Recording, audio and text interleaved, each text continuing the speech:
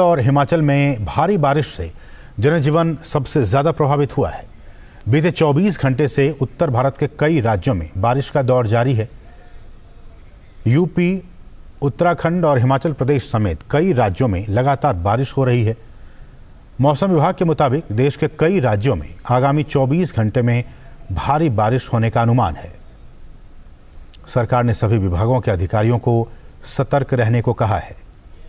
वहीं देश की राजधानी दिल्ली में यमुना नदी उफान पर है। कई इलाकों में बाढ़ का पानी घुस गया है। हथनी कुंड बैराज से पानी छोड़े जाने के बाद यमुना नदी का पानी तेजी से बढ़ रहा है। यमुना का जलस्तर खतरे के निशान से काफी ऊपर 208.46 मीटर के पैमाने को पार कर गया है। राजधानी दिल्ली में यमुना के बढ़ते जलस्तर की वजह से निचले इलाकों में पानी भर गया है। दिल्ली के सभी स्कूल कॉलेज रविवार तक के लिए बंद कर दिए गए हैं। उधर यमुना का पानी कश्मीरी गेट बस स्टैंड तक पहुंच गया है। इस दौरान लगातार राहत और बचाव का काम चल रहा है। लोग अपना सामान समेटकर सुरक्षित जगहों की ओर रुख कर रहे हैं। दिल्ली में कुछ सड़कों को पूरी तरह से बंद कर दिया गया है। ट्रैफिक पुलिस ने भी एडवाइजरी जारी की है। और राजधानी दिल्ली में बाढ़ का खतरा लगातार बढ़ता जा रहा है। यमुना नदी का जलस्तर लगातार बढ़ने से निचले इलाकों में पानी भर गया है। लोगों के घरों में पानी घुस गया है। दिल्ली में बाढ़ जैसे हालात को देखते हुए दिल्ली के उपराज्यपाल वीके सक्सेना ने दिल्ली के मुख्यमंत्री अरविंद केजरीवाल, कैबिनेट मंत्रियों और अधिकारियों के साथ बैठक की।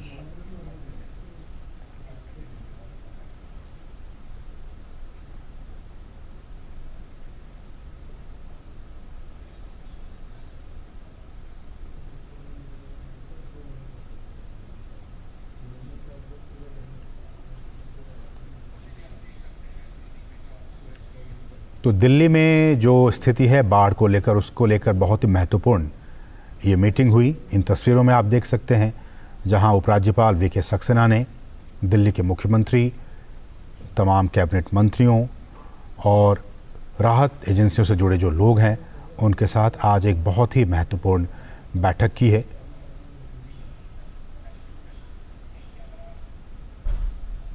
और दिल्ली में बाढ़ जैसी स्थितियों के बीच मेटकॉफ रोड स्थित सुश्रुत ट्रॉमा सेंटर में बाढ़ के पानी घुसने से अफरा तफरी मच गई। बाढ़ के बीच मरीजों को एलएनजेपी अस्पताल में स्थानांतरित किया गया।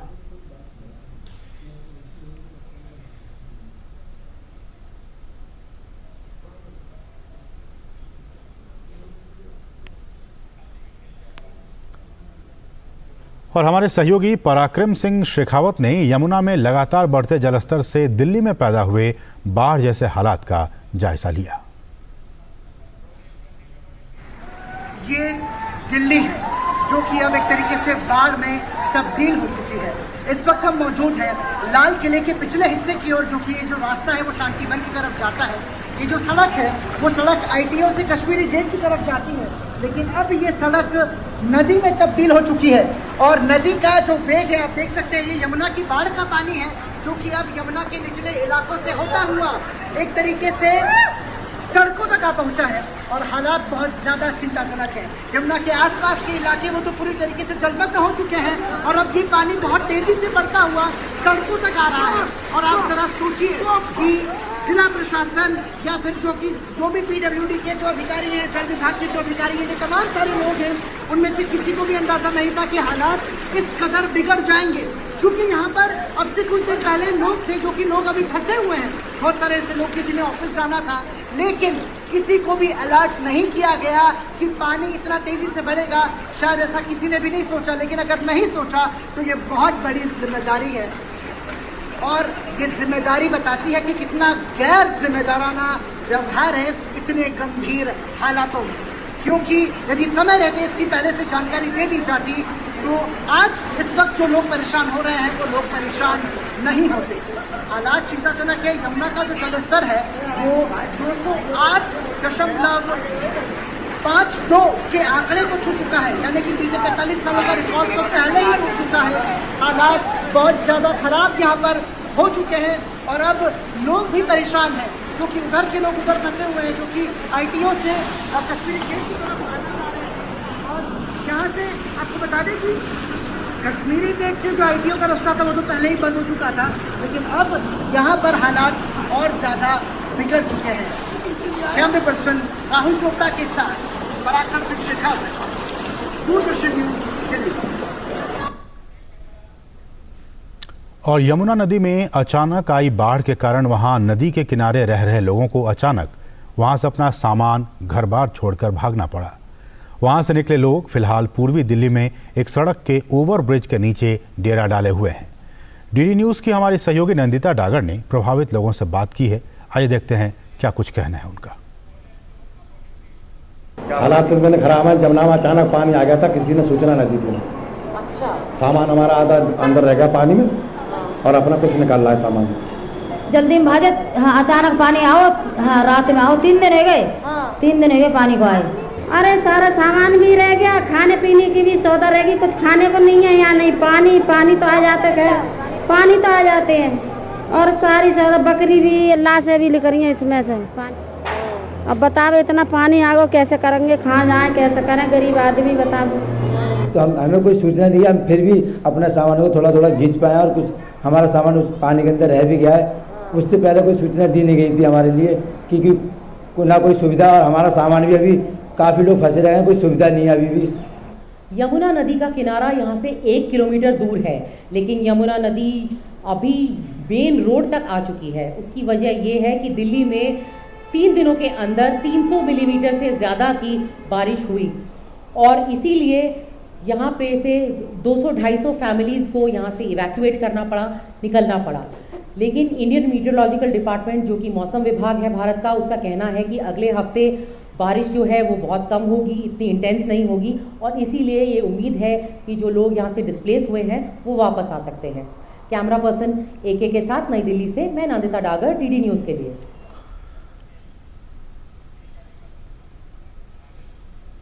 और इस वक्त जबकि शाम के 6:12 हो रहे हैं, इस वक्त दिल्ली में क्या कुछ हालात हैं बाढ़ को लेकर, पानी को लेकर। हमारे साथ हमारे 2 सहयोगी आप देख सकते हैं, गिरीश निशाना भी मौजूद हैं और साथ ही साथ ISBT से रजनीश त्रिपाठी भी जुड़ेंगे, लेकिन यमुना बैंक से नंदिता डागर भी इस वक्त जुड़ चुकी हैं। आप दोनों ही सहयोगी इस वक्त हमारे साथ मौजूद हैं। गिरीश, मैं आपके पास आना चाहूँगा।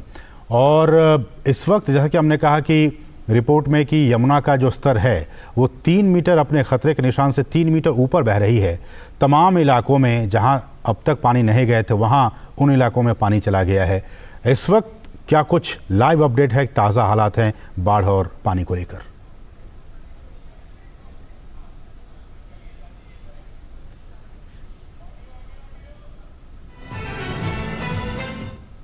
मतलब 6-5 मीटर पर बह रहा है। हालांकि दोपहर 1 बजे से अगर बात की जाए तो दोपहर 1 बजे से लेकर अभी 1 घंटे पहले तक ये जल स्तर पूरी तरह से स्तर था 208.62 मीटर पर बना हुआ था। लगातार कम से कम 4 घंटे ये जल स्तर सामान्य इसी स्तर पर बना रहा, लेकिन अभी थोड़ी सी मामूली वृद्धि दर्ज की गई है। मैं हमारे कैमरा सहयोगी अजीत से कहूँगा कि वे देर से दिखाए। इस समय मैं ITO के नज़दीक यमुना नदी के पुल पर खड़ा हूँ। यहाँ आप देख सकते हैं दूर दूर तक जो निचले इलाके हैं यमुना नदी के, वहाँ पर जो लोगों की झुग्गियाँ थी, जो छोटे मकान बनाए हुए थे वो पूरी तरह से डूबे हुए हैं। उनको फिलहाल शिविरों में स्थानांतरित किया गया है। लेकिन इस समय जो दिल्ली में यमुना नदी का जल स्तर है 208.65 मीटर पर बना हुआ है। हालांकि जिस तरह से लगातार पिछले 3 दिनों के अंदर यमुना नदी का जल स्तर खतरे के निशान से करीब 3 मीटर से ज़्यादा ऊपर से बह रहा है, इसे देखते हुए DDMA यानी कि दिल्ली आपदा प्रबंधन प्राधिकरण की बैठक भी आयोजित की गई, जिसकी अध्यक्षता खुद दिल्ली के उपराज्यपाल VK सक्सेना ने ली, जिसके अंदर जो उसके उपाध्यक्ष हैं दिल्ली के मुख्यमंत्री अरविंद केजरीवाल भी इसमें शामिल रहे। तमाम जो मंत्री हैं, तमाम जो सचिव हैं, NDRF, NDMA और तमाम जो लोग हैं वो यहाँ पर इस मीटिंग के अंदर मौजूद रहे। और ख़ास तौर पर असीम इस मीटिंग में तय किया गया कि आगामी 16 जुलाई तक जितने भी दिल्ली के स्कूल हैं, कॉलेज हैं, विश्वविद्यालय हैं, उनको बंद रखा जाएगा, उनको छुट्टी दी जाएगी।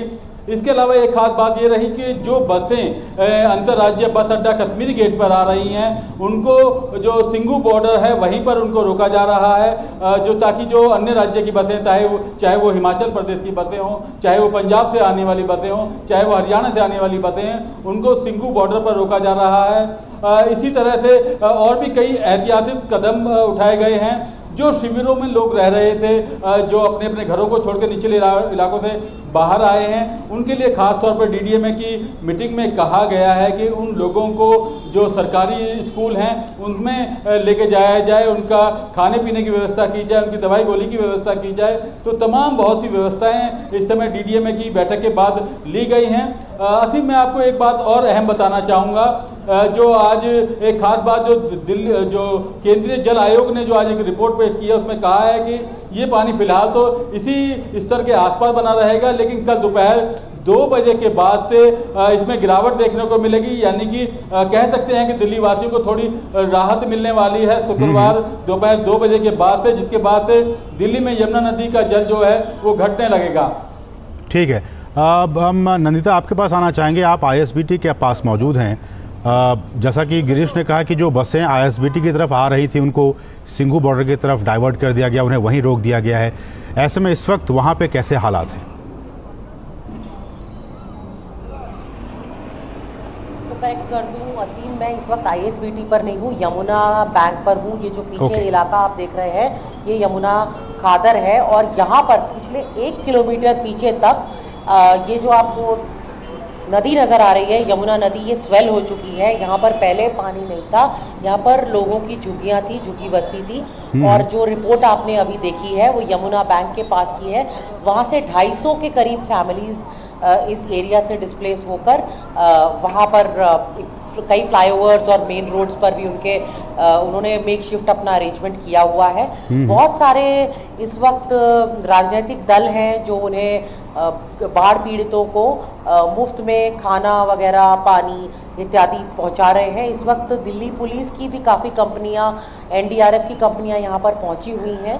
और जैसे कि आपको पता है कि इस मौसम विभाग की ये फोरकास्ट है कि इस हफ्ते जो है वो इतनी बारिश तेज़ नहीं होगी, इंटेंस नहीं होगी। इसीलिए ये जो स्तर अभी बढ़ा हुआ है 208-209 मीटर्स का स्तर बताया जा रहा है, जो कि 3 या 4 मीटर खतरे के निशान से ऊपर है।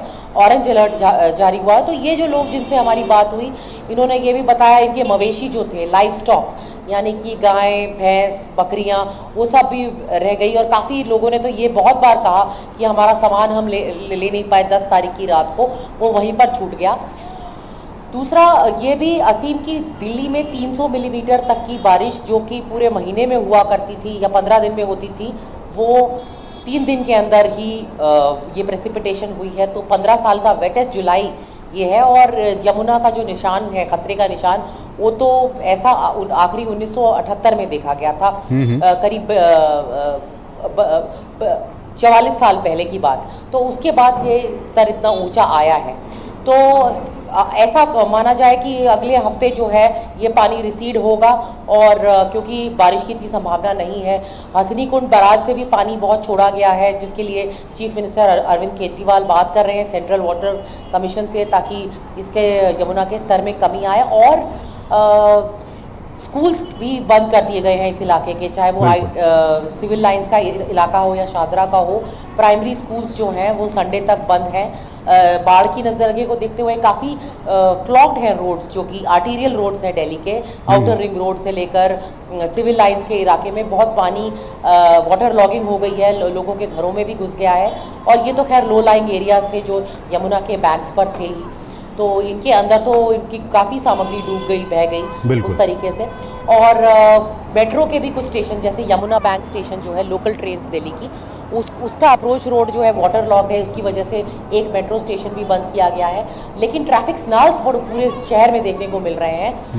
वाटर के ड्रेनेज की या स्टॉर्म ड्रेनेज की जो व्यवस्था है वो ठीक नहीं है। उसके कारण रोड्स पर वाटर लॉगिंग हो जाती है और उससे ट्रैफिक में जैम ना सिर्फ major arterial outer ring road वगैरह पर, बल्कि काफ़ी सारे स्ट्रेचेस पर देखने को मिलता है। ठीक है गिरीश, एक सवाल आपसे, एक तो कनेक्टिविटी के लिहाज से अगर देखा जाए तो सड़कों की क्या कुछ स्थिति है? आप आईटीओ के आसपास हैं तो अगर बता सकते हैं कि जो आवाजाही है क्या वो ठीक है? मेट्रो कनेक्टिविटी कैसी है? क्या कोई स्टेशन को बंद किया गया है? ये और दूसरा, जो लोग विस्थापित हुए हैं उन तक पीने के पानी की व्यवस्था हो, खाने की चीज़ों की व्यवस्था हो। दिन तो जैसे तैसे कट जाता है लेकिन रातें बहुत मुश्किल होंगी। ऐसे में प्रशासन की तरफ से उन लोगों के लिए क्या कुछ व्यवस्थाएं की गई हैं? देखिए असीम, अगर मैं यहाँ पे आईटीओ के आसपास के इलाकों की बात करूँ तो आईटीओ के नज़दीक जब रिंग रोड की तरफ से आप आते हैं तो वहाँ थोड़ा सा ट्रैफिक को रोका गया है। कुछ इसी तरह से अलग अलग सड़कें हैं, जिस तरह से गीता कॉलोनी के पुल से अगर आप आईएसबीटी की तरफ जाते हैं, क्योंकि उस सड़क पे थोड़ा पानी आ गया है तो वहाँ बैरिकेडिंग की गई है ताकि लोग पानी में ना फंसें। इसी तरह से अगर लाल किले के पीछे की तरफ की अगर बात की जाए तो वहाँ भी थोड़ा पानी जमा हुआ है, इकट्ठा हुआ है, उसकी वजह से वहाँ भी यातायात को प्रभावित हुआ है, वहाँ भी ट्रैफिक को रोका गया है। लेकिन फिलहाल जो आईटीओ का पुल है, चाहे विकास मार्ग से आईटीओ जाने की बात हो या आईटीओ से विकास मार्ग जाने की बात हो, वो पूरी तरह सुचारू रूप से चल रहा है। अगर मेट्रो की बात की जाए तो मेट्रो जहां भी यमुना के पुल के ऊपर से गुजर रही है वहां खास तौर पर उनको हिदायत दी गई है कि वे अधिकतम जो उसकी गति सीमा है 30 किलोमीटर प्रति घंटा की रखेंगी, यानी कि बहुत धीरे जो रफ्तार है उस पर ब्रेक लगाया है मेट्रो ने अपने यमुना वाले पुल के ऊपर। और जो यमुना बैंक का स्टेशन है फिलहाल वहां पर जो है बाहर से आवाजाही पूरी तरह से बंद रखी है। हालांकि अंदर से जो ट्रेनें हैं जो द्वारका से नोएडा की तरफ जा रही हैं या द्वारका से कौशाम्बी वैशाली की तरफ जा रही हैं, वो पूरी तरह से अपने समय पर चल रही हैं। ठीक है, अग्रिम समाचार बने रहिए, हम लोग करेंगे। अब रजनीश का आप देख सकते हैं टीवी स्क्रीन पे, रजनीश भी आईएसबीटी से जुड़ चुके हैं। रजनीश, आप आईएसबीटी में मौजूद हैं। हमारे सहयोगी गिरीश बता रहे थे कि वहाँ से भी बसों को डाइवर्ट किया गया है चूँकि वहाँ भी जो पूरा एरिया है बस स्टैंड वो पूरा पानी में डूब चुका है। क्या कुछ ताज़ा हालात आप वहाँ से बता सकते हैं? देखिए असीम, अगर हम आईएसबीटी की बात करें तो जब हम आ रहे थे यहाँ कवरेज के लिए तो एक रास्ता राजघाट होकर आईएसबीटी आता है, वो रास्ता पूर्णतः बंद कर दिया गया है। दूसरा जो रास्ता है वो दिल्ली सचिवालय होकर आईएसबीटी आता है, वो भी बंद कर दिया गया। वो सिर्फ दिल्ली सचिवालय के थोड़ा से आगे तक जाने के बाद वहाँ पानी भरा है, वापस भेज दिया जा रहा है। तीसरा जो रास्ता है वो गीता कॉलोनी होते हुए आप जब लोहे वाले पुल से आते हैं तो आगे एक रास्ता है, रास्ते में सिर्फ एक जो पुराना लाल किले का बैक साइड है जी, वहाँ से लोग आने जाए, लेकिन जैसे आप बैक साइड लाल किले के जाते हैं वहीं पे रोक दिया जा रहा है क्योंकि उसके आगे नहीं जा सकते। मैं आपको साफ तौर पर तस्वीर दिखाना चाहूँगा लाइव कि देखिए किस तरह पानी भरा हुआ और किस तरह जो फ्लो है पानी का, वो भी आप देखिए कि पानी का जो फ्लो है, जो बहाव है कितना तेज़ी से। और साथ में ये भी दिखाऊँगा कि कैसे लोग जा रहे हैं। अभी कुछ देर पहले की तस्वीर है, आपको बताना चाहूँगा अभी कुछ जो जानवर हैं वो भी फंस गए थे तो उनको लोग सहायता करके यहाँ तक लगाए। तो साफ तौर पे यह है कि जो स्थिति बनी हुई है दिल्ली की, ये चिंताजनक है और इस पर जल्द से जल्द कुछ ना कुछ करना पड़ेगा क्योंकि जो स्थिति बनी है चारों तरफ अगर रास्ते बंद हो जाएंगे और पानी हो जाएगी वो समस्या पैदा करेगी असली। बिल्कुल, लेकिन ऐसे में जो यात्री हैं जो जिनको कि ज़रूरी सिचुएशन में, ज़रूरी हालात में दिल्ली से बाहर जाना हो या जो लोग बाहर से दिल्ली आना चाहते हैं आईएसबीटी के थ्रू, उनके लिए कोई वैकल्पिक व्यवस्था की गई है क्या सरकार की तरफ से? देखिए वैकल्पिक व्यवस्था की ये बात है कि दिल्ली सरकार ने और जो दिल्ली पुलिस है उन्होंने एडवाइजरी जारी की है रास्ते पे कि जो भी जो दिल्ली से बाहर जाना चाहे या दिल्ली अंदर आना चाहे, कहीं बाहर से दिल्ली आते हैं तो बाकायदे एडवाइजरी पढ़ें, एडवाइजरी पढ़ के वो अपना रास्ता चुनें। इसीलिए दिल्ली पुलिस ने साफ तौर पर एडवाइजरी जारी की है कि आने जाने वाले जो लोग हैं वो एडवाइजरी पढ़ के ही आवागमन अपना शुरू करें। लेकिन दूसरी तरफ यह है कि जो पानी की स्थिति है कि जैसे अभी आपको ये भी दिखाऊंगा, कुछ लोग ऐसे हैं यहाँ पे लोग आए हुए हैं, वो भी देख रहे हैं कि क्योंकि यहाँ पे उनको पता नहीं था कि रास्ता इधर से बंद है, पानी भर गया, लोग आए यहाँ पे खड़े हो गए, काफ़ी संख्या में लोग हैं।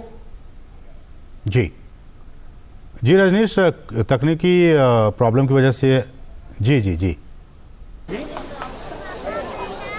जी अपनी बात पूरी करें। जी, अब आपको मैं कहूँगा सिर्फ दूर तक आपको तस्वीर दिख रही होगी पानी की। आप देख रहे होंगे कुछ लोग जा रहे होंगे, वो इसलिए जा रहे हैं कि मान लीजिए कोई जानवर फंसा है, कोई छोटा जानवर है, तो उसको वो रेस्क्यू करके जो यहाँ के लोग हैं लेकर आ रहे हैं ताकि उनका जीवन बचाया जाए। दूसरी तरफ मैं आपको चलिए रजनीश, आगे भी हम आपसे ताज़ा अपडेट देते रहेंगे। फिलहाल गिरीश, आपका भी बहुत बहुत शुक्रिया, नंदिता आपका भी बहुत बहुत शुक्रिया, और आप तीनों ही सहयोगियों का इन तमाम ताज़ा अपडेट्स को हम तक पहुंचाने के लिए, हमारे दर्शकों तक पहुंचाने के लिए बहुत बहुत शुक्रिया। बढ़ेंगे आगे। दिल्ली में बारिश से बाढ़ जैसी स्थिति पर बिगड़े हालात पर राज्य सरकार पर निशाना साधते हुए केंद्रीय सूचना और प्रसारण